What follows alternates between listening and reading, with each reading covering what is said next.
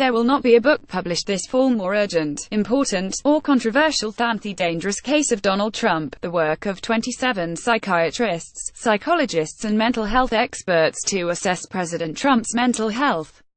They had come together last March at a conference at Yale University to wrestle with two questions.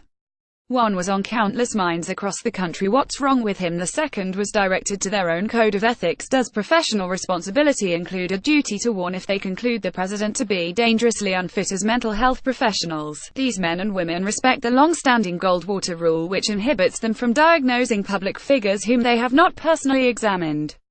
At the same time, as explained by Dr. Bandy X. Lee, who teaches law and psychiatry at Yale School of Medicine, the rule does not have a countervailing rule that directs what to do when the risk of harm from remaining silent outweighs the damage that could result from speaking about a public figure, which in this case, could even be the greatest possible harm. It is an old and difficult moral issue that requires a great exertion of conscience. Their decision: we respect the rule, we deem it subordinate to the single most important principle that guides our professional conduct, that we hold our responsibility to human life and well-being as paramount. Hence, this profound, illuminating, and discomforting book undertaken as a duty to warn. The foreword is by one of America's leading psychohistorians, Robert J. Lifton. He is renowned for his studies of people under stress, for books such as Death and Life: Survivors of Hiroshima 1967, Home from the War: Vietnam Veterans, Neither Victims Nor Executioners 1973, and The Nazi Doctors: Medical Killing and the Psychology of Genocide 1986.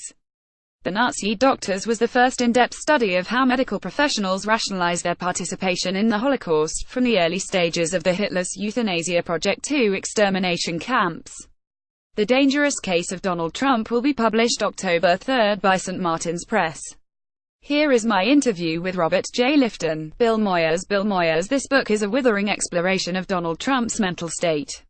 Aren't you and the 26 other mental health experts who contribute to it in effect violating the Goldwater Rule? Section 7.3 of the American Psychiatrist Association's Code of Ethics flatly says it is unethical for a psychiatrist to offer a professional opinion on a public figure unless he or she has conducted an examination and has been granted proper authorization. Are you putting your profession's reputation at risk? Robert J. Lifton: I don't think so. I think the Goldwater Rule is a little ambiguous. We adhere to that portion of the Goldwater Rule that says we don't see ourselves as making a definitive diagnosis in a formal way, and we don't believe that should be done, except by hands-on interviewing and studying of a person. But we take issue with the idea that therefore we can say nothing about Trump or any other public figure. We have a perfect right to offer our opinion, and that's where duty to warn comes in. Moyers: duty to warn. Lifton: we have a duty to warn on an individual basis if we are treating someone who may be dangerous to herself or to others, a duty to warn people who are in danger from that person. We feel it's our duty to warn the country about the danger of this president. If we think we have learned something about Donald Trump and his psychology that is dangerous to the country, yes, we have an obligation to say so. That's why Judith Herman and I wrote our letter to the New York Times. We argue that Trump's difficult relationship to reality and his inability to respond in an even-handed way to a crisis renders him unfit to be president, and we asked our elected representative to take steps to remove him from the presidency. Moyers: yet some people argue that our political system sets no intellectual or cognitive standards for being president, and therefore, the ordinary norms of your practice as a psychiatrist should stop at the door to the Oval Office. Lifton: well, there are people who believe that there should be a standard psychiatric examination for every presidential candidate and for every president. But these are difficult issues because they can't ever be entirely psychiatric. They're inevitably political as well. I personally believe that ultimately ridding the country of a dangerous president or one who's unfit is ultimately a political matter, but that psychological professionals can contribute in valuable ways to that decision. Moyers: do you recall that there was a comprehensive study of all 37 presidents up to 1974? Half of them reportedly had a diagnosable mental illness, including depression, anxiety and bipolar disorder. It's not normal people who always make it to the White House. Lifton: yes, that's amazing, and I'm sure it's more or less true. So people with what we call mental illness can indeed serve well, and people who have no discernible mental illness, and that may be true of Trump, may not be able to serve, may be quite unfit. So it isn't always the question of a psychiatric diagnosis. It's really a question of what psychological and other traits render one unfit or dangerous. Moyers, you write in the foreword of the book, because Trump is president and operates within the broad contours and interactions of the presidency, there is a tendency to view what he does as simply part of our democratic process, that is, as politically and even ethically normal. Lifton: yes. And that's what I call malignant normality. What we put forward as self-evident and normal may be deeply dangerous and destructive. I came to that idea in my work on the psychology of Nazi doctors, and am not equating anybody with Nazi doctors, but it's the principle that prevails, and also with American psychologists who became architects of CIA torture during the Iraq War era. These are forms of malignant normality. For example, Donald Trump lies repeatedly. We may come to see a president as liar as normal.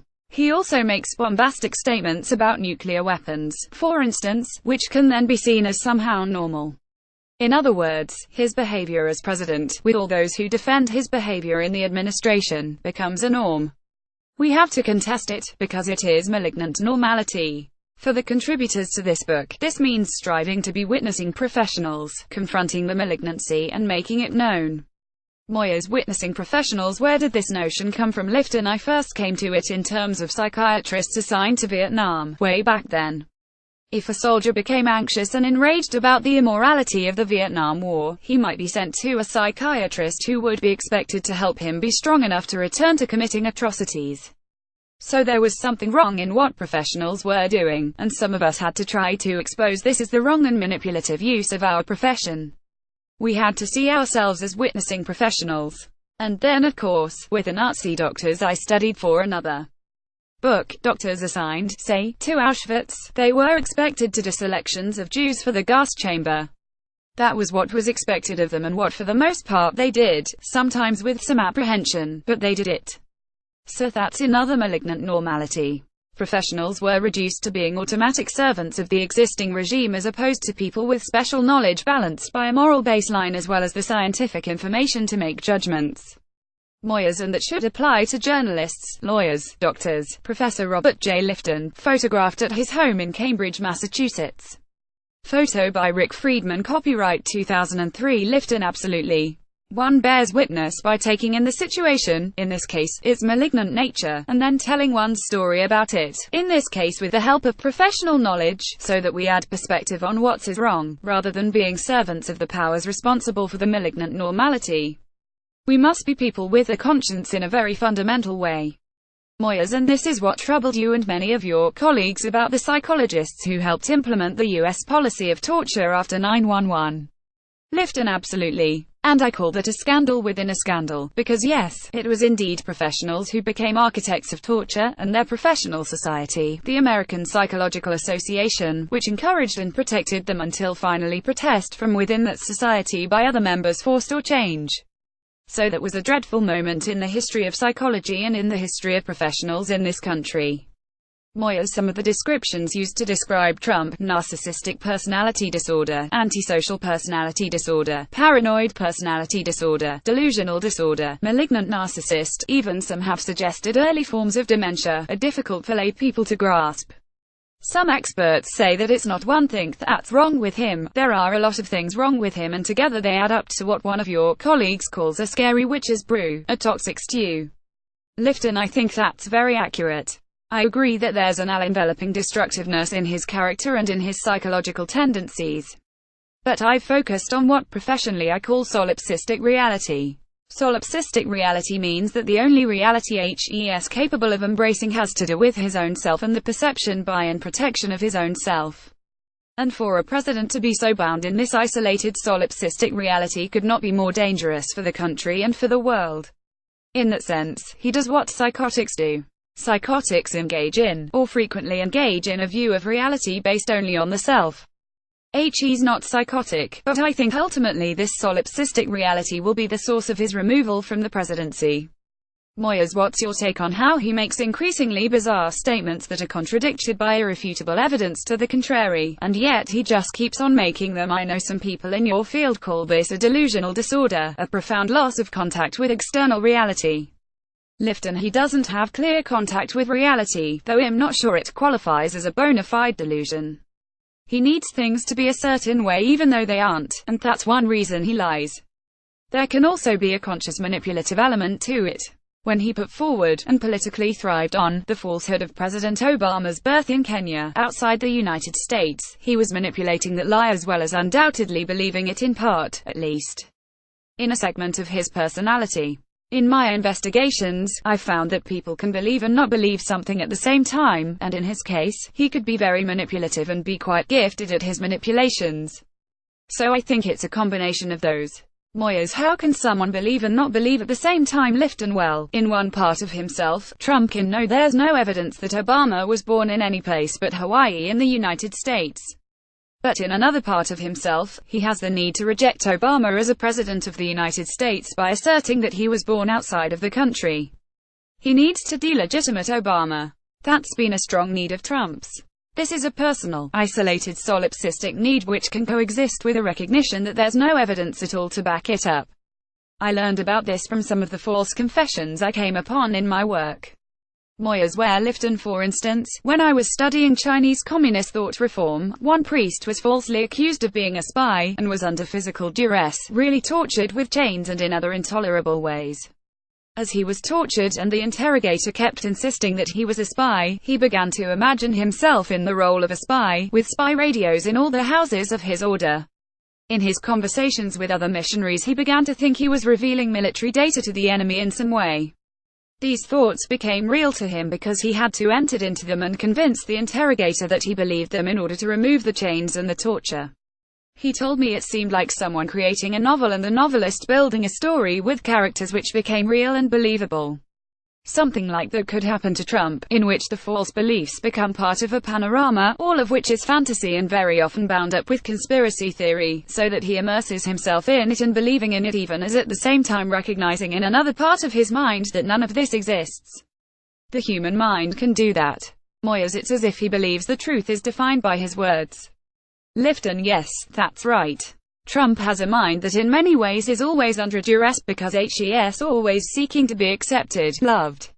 He sees himself as constantly victimized by others and by the society, from which he sees himself as fighting back. So there's always an intensity to his destructive behavior that could contribute to his false beliefs. Moyers: do you remember when he tweeted that President Obama had him wiretapped, despite the fact that the intelligence community couldn't find any evidence to support his claim, and when he spoke to a CIA gathering, with the television cameras running, he said he was 1000% behind the CIA, despite the fact that everyone watching had to know he had repeatedly denounced the incompetence and dishonesty of that same intelligence community? Lifton: yes, that's an extraordinary situation. And one has to invoke here this notion of a self-determined truth, this inner need for the situation to take shape in the form that the falsehood claims. In a sense this takes precedence over any other criteria for what is true. Moyers: what other hazardous patterns do you see in his behavior? For example, what do you make of the admiration that he has expressed for brutal dictators, Bashar al-Assad of Syria, the late Saddam Hussein of Iraq, even Kim Jong-un of North Korea, yes, him, and President Rodrigo Duterte of the Philippines, who turned vigilantes loose to kill thousands of drug users, and of course his admiration for Vladimir Putin. In the book Michael Tanzi says, there's considerable evidence to suggest that absolute tyranny is Donald Trump's wet dream. Lifton: yes. Well, while Trump doesn't have any systematic ideology, he does have a narrative, and in that narrative, America was once a great country, it's been weakened by poor leadership, and only he can make it great again by taking over. And that's an image of himself as a strongman, a dictator. It isn't the clear ideology of being a fascist or some other clear-cut ideological figure. Rather, it's a narrative of himself as being unique and all-powerful. He believes it, though I'm sure he's got doubts about it. But his narrative in a sense calls forth other strongmen, other dictators who run their country in an absolute way and don't have to bother with legislative division or legal issues. Moyers: I suspect some elected officials sometimes dream of doing what an unopposed autocrat or strongman is able to do, and that's demand adulation on the one hand, and on the other hand, eradicate all of your perceived enemies just by turning your thumb down to the crowd. No need to worry about fake media, you've had them done away with. No protesters. No confounding lawsuits against you. Nothing stands in your way. Lifton: that's exactly right. Trump gives the impression that he would like to govern by decree. And of course, who governs by decree but dictators? A strongman. He has that impulse in him and he wants to be a savior, so he says, in his famous phrase, "Only I can fix it." That's a strange and weird statement for anybody to make, but it's central to Trump's sense of self and self-presentation. And I think that has a lot to do with his identification with dictators. No matter how many they kill and no matter what else they do, they have this capacity to rule by decree without any interference by legislators or courts.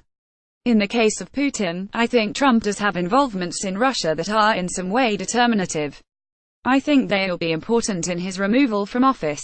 I think he's aware of collusion on his part in his campaigns, some of which has been brought out, a lot more of which will be brought out in the future. He appears to have had some kind of involvement with the Russians in which they've rescued him financially and maybe continue to do so, so that helps beholden to them in ways for which there's already lots of evidence. So I think his fierce impulse to cover up any kind of Russian connections, which is prone to obstruction of justice, will do him in. Moyers, I want to ask you about another side of him that is taken up in the book. It involves the much-discussed video that appeared during the campaign last year, which had been made a decade or so ago when Trump was newly married. He sees this actress outside his bus and he says, "I better use some tic-tacs just in case I start kissing her," and then we hear sounds of tic-tacs before Trump continues. "You know," he says, "I'm automatically attracted to beautiful, I just start kissing them. It's like a magnet, just kiss, I don't even wait." And then you can hear him boasting off camera, "When you're a star, they let you do it. You can do anything, grab them by the... You can do anything." Lifton, in addition to being a strongman and a dictator, there's a pervasive sense of entitlement. Whatever he wants, whatever he needs in his own mind, he can have. It's a kind of American celebrity gone wild, but it's also a vicious anti-female perspective and a caricature of male macho. That's all present in Trump as well as the solipsism that I mentioned earlier, and that's why when people speak of him as all-pervasive on many different levels of destructiveness, they're absolutely right. Moyers, and it seems to extend deeply into his relationship with his own family. There's a chapter in The Dangerous Case of Donald Trump with the heading, Trump's Daddy Issues. There's several of his quotes about his daughter, Ivanka. He said, "You know who's one of the great beauties of the world, according to everybody, and I helped create her, Ivanka. My daughter, Ivanka. She's 6 feet tall. She's got the best body." Again I said that if Ivanka weren't my daughter, perhaps I'd be dating her. Ivanka was 22 at the time. To a reporter he said, "Yeah, she's really something, and what a beauty, that one. If I weren't happily married," and, do you know, her father. When Howard Stern, the radio host, started to say, "By the way, your daughter," Trump interrupted him with, "She's beautiful." Stern continued, "Can I say this, a piece of ass?" To which Trump replied, "Yeah. What's going on here?" Lifton, in addition to everything else and the extreme narcissism that it represents, is a kind of unbridled sense of saying anything on one's mind as well as an impulse to break down all norms because he is the untouchable celebrity. So just as he is the one man who can fix things for the country, he can have every woman or anything else that he wants, or abuse them in any way he seeks to. Moyers, you mentioned extreme narcissism. I'm sure you knew Eric Fromm. Lifton, yes, I did. Moyers, one of the founders of humanistic psychology. He was a Holocaust survivor who had a lifelong obsession with the psychology of evil. And he said that he thought malignant narcissism was the most severe pathology, the root of the most vicious destructiveness and inhumanity. Do you think malignant narcissism goes a long way to explain Trump? Lifton, I do think it goes a long way. In early psychoanalytic thought, narcissism was, and still, of course, is, self-love. The early psychoanalysts used to talk of libido directed at the self. That now feels a little quaint, that kind of language. But it does include the most fierce and self-displaying form of one's individual self. And in this way, it can be dangerous. When you look at Trump, you can really see someone who's destructive to any form of life enhancement in virtually every area. And if that's what Fromm means by malignant narcissism, then it definitely applies. Moyers, you said earlier that Trump and his administration have brought about a kind of malignant normalcy, that a dangerous president can become normalized. When the Democrats make a deal with him, as they did recently, are they edging him a little closer to being accepted despite this record of bizarre behavior? Lifton, we are normalizing him when the Democrats make a deal with him. But there's a profound ethical issue here and it's not easily answered. If something is good for the country, perhaps the deal that the Democrats A making with Donald Trump is seen and could be understood by most as good for the country. Dealing with the debt crisis, is it worth doing even though it normalizes him? If the Democrats to go ahead with this deal, they should take steps to make clear that they're opposing other aspects of his presidency and of him. Moyers. There's a chapter in the book entitled, "He's got the world in his hands and his finger on the trigger." Do you ever imagine him sitting alone in his office, deciding on a potentially catastrophic course of action for the nation, say, with 5 minutes to decide whether or not to unleash thermonuclear weapons? Lifton, I do. And like many, I'm deeply frightened by that possibility. It's said very often that, okay, there are people around him who can contain him and restrain him. I'm not so sure they always can or would. In any case, it's not unlikely that he could seek to create some kind of crisis, if he found himself in a very bad light in relation to public opinion and close to removal from office. So yes, I share that fear and I think it's a real danger. I think we have to constantly keep it in mind, be ready to anticipate it and take whatever action we can against it. The American president has particular power. This makes Trump the most dangerous man in the world. He's equally dangerous because of his finger on the nuclear trigger and because of his mind in constant solipsistic reality. The two are a dreadful combination. Moyers, one of your colleagues, writes in the book, sociopathic traits may be amplified as the leader discovers that he can violate the norms of civil society and even commit crimes with impunity. And the leader who rules through fear, lies and betrayal may become increasingly isolated and paranoid as the loyalty of even his closest confidants must forever be suspect. Does that sound like Trump? Lifton, it's already happening. We see that it's harder and harder to work for him. It's hard enough even for his spokesperson to affirm his falsehoods. These efforts are not too convincing and they become less convincing from the radius outward, in which people removed from his immediate circle find it still more difficult to believe him and the American public finds it more difficult. He still can appeal to his base because in his base there is a narrative of grievance that centers on embracing Trump without caring too much about whether what he says is true or false. He somehow fits into their narrative. But that can go on forever, and he's losing some of his formerly loyal supporters as well. So he is becoming more isolated. That has its own dangers, but it's inevitable that it would happen with a man like this as his falsehoods are contested. Moyers, you bring up his base. Those true believers aren't the only ones who voted for him. As we are talking, I keep thinking here we have a man who kept asking what's the point of having thermonuclear weapons if we cannot use them, who advocates using torture or worse against our prisoners of war, who urged that 5 innocent young people here in New York, black young people, be given the death penalty for a sexual assault, even after it was proven someone else had committed the crime, who boasted about his ability to get away with sexually assaulting women because of his celebrity and power, who urged his followers at political rallies to punch protesters in the face and beat them so badly that they have to be taken out on stretchers, who suggested that maybe some of his followers might want to assassinate his political rival, Hillary Clinton, if she were elected president, or at the very least, throw her in prison, who believes he would not lose voters if he stood in the middle of Fifth Avenue and shot someone, and over 63 million people voted to elect that man president. Lifton, yes, that's a deeply troubling truth. And I doubt the people who voted for him were thinking about any of these things.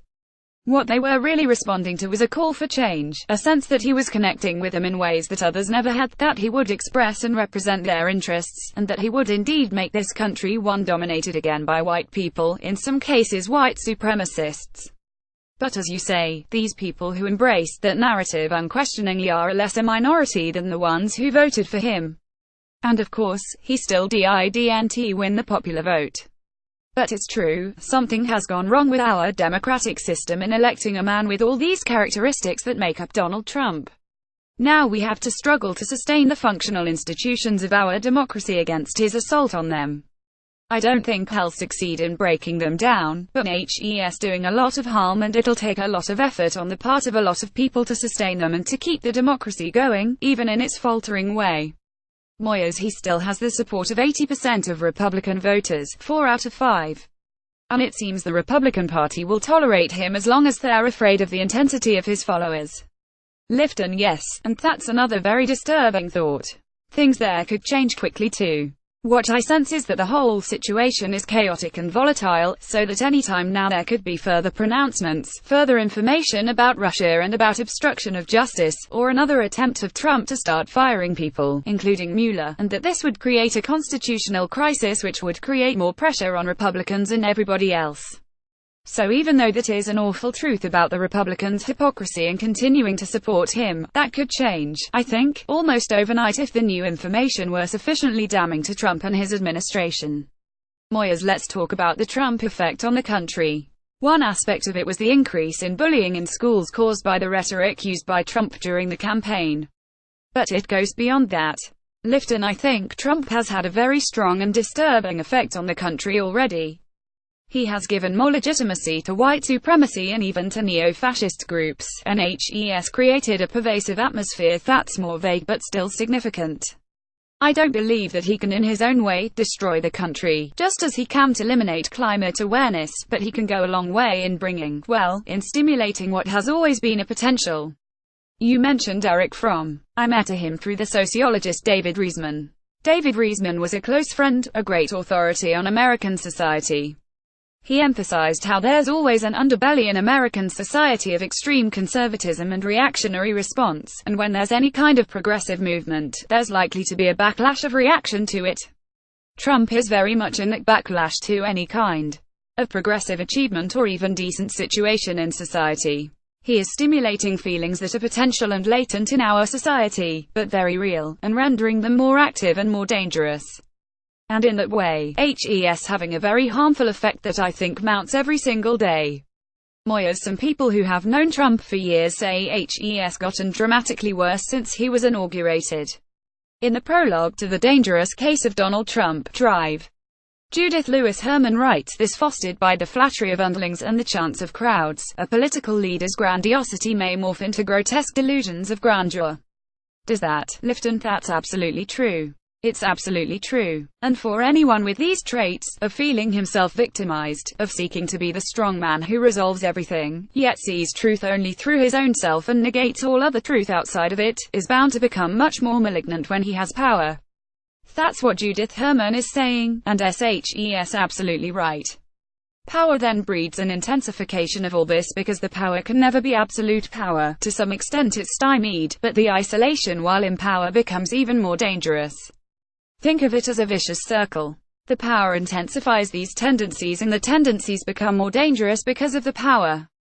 Moyers, but suppose that if Donald Trump is crazy, as some have said, HES crazy like a fox, which is to say all this bizarre behavior is really clever strategy to mislead, distract and deceive others into responding in precisely the manner that he wants them to. Lifton, I don't think that's quite true. I think that it's partly true. As I said before, Trump both disbelieves and believes in falsehoods, so that when he did thrive on his long-standing and perhaps most egregious falsehood, the claim that Obama was not born in the United States, HES crazy like a fox in manipulating it because it gave him his political entree onto the national stage, and also, incidentally, was not rejected by many leading Republicans. So he was crazy like a fox in that case. But it's more extreme even than that. In order to make your falsehoods powerful, you have to believe in them in some extent. And that's why we simplify things if we say that Trump either believes nothing in his falsehoods and is just manipulating us like a fox, or he completely believes them. Neither is true. The combination of both and his talent as a manipulator and falsifier are very much at issue. Moyers, you may not remember it, but you and I talked 6 years ago this very week, a few days after the terrorist attacks of Sept. And PBS had asked me to go on the air to talk to a variety of people about their response to those atrocities. Lifton, I haven't forgotten it, Bill. Moyers, and in our discussion, we talked about your book Destroying the World to Save It, about that extremist Japanese religious cult Aum Shinrikyo that released sarin nerve gas in Tokyo subways. You compared their ideology to Osama bin Laden. He wanted to destroy a major part of the world to purify the world. There was in this idea, or his ideology, a sense of renewal. We saw it in that Japanese cult. So the issue I am getting at is that such an aspiration can take hold of any true believer, the desire to purify the world no matter the cost. Lifton, it is a very dangerous aspiration, and it's not absent from the Trump presidency, although I don't think it's his central theme. I think it's a central theme in Steve Bannon, for instance, who is an apocalyptic character and really wants to bring down most of advanced society as we know it, most of civilization as we know it, in order to recreate it in his image. I think Trump has some attraction to that, just as he had attraction to Bannon as a person and as a thinker, and that influence is by no means over. He's still in touch with Bannon. So there is this apocalyptic influence in the Trumpian presidency. The world is destroyed in order to be purified and renewed in the ideal way that is projected by a Steve Bannon. And there is a sense of that when Trump says, well, make America great again, because he says it's been destroyed, he will remake it. So there is an apocalyptic suggestion, but I don't think it's at the very heart of his presidency. Moyers. So our challenge is lift, and I always feel we have to work both outside and inside of our existing institutions, so we have to really be careful about who we vote for and examine carefully our institutions and what they're meant to do and how they're being violated. I also think we need movements from below that oppose what this administration and administrations like it are doing to ordinary people. And for those of us who contributed to this book, well, as I said earlier, we have to be witnessing professionals and fulfill our duty to warn.